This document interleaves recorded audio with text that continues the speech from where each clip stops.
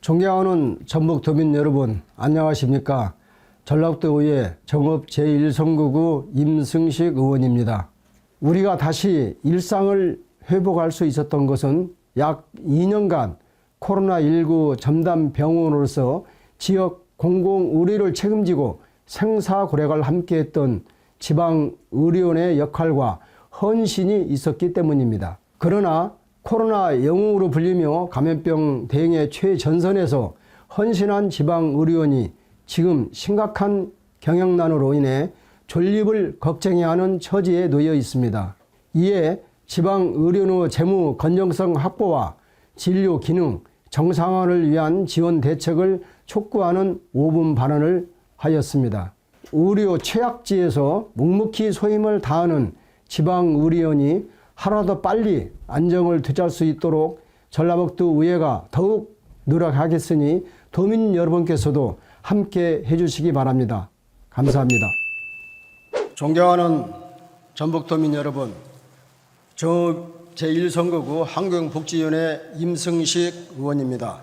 코로나19 이후 도민들은 일상으로 돌아가고 있고 점차 안정을 찾아가고 있습니다. 우리가 다시 일상을 회복할 수 있었던 것은 약 2년간 코로나19 전담 병원으로서 지역 공공의료를 책임지고 생사고락을 함께 했던 지방의료원의 역할과 헌신이 있었기 때문입니다. 코로나19 발발 당시 극심한 공포와 불안 속에서 대다수의 병원들은 코로나 환자를 포기하는 상황이었지만 공공병원인 지방의료원은 행정명령에 따라 전체 환자들을 전원 이송 조치한 후 위험을 무릅쓰고 오로지 코로나19 환자 치료에만 혼신의 노력을 기울였습니다. 그러나 코로나19 전담병원 해체 이후 다시 정상 운영에 돌입한 지방의료원은 예전의 복귀는커녕 비상체제 운영에 따른 심각한 경영난으로 인해 오히려 존립을 걱정해야 하는 처지에 놓여 있습니다.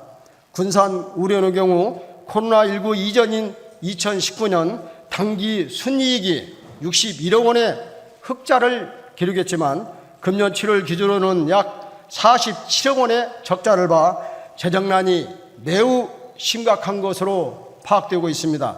남원 의료원의 경우에도 적자 규모가 2019년 15억 원에서 금년 7월 기준에는 무려 89억 원으로 대폭 늘어났습니다.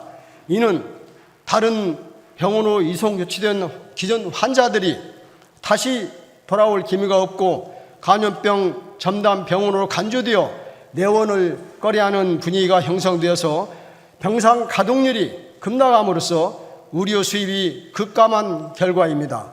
코로나19 이전 병상 가동률 85% 이상했던 군산의료원은 현재 35% 수준이며 남원 의료원 역시 코로나19 이전에는 80%였던데 지금은 약 40%를 밑들고 있습니다.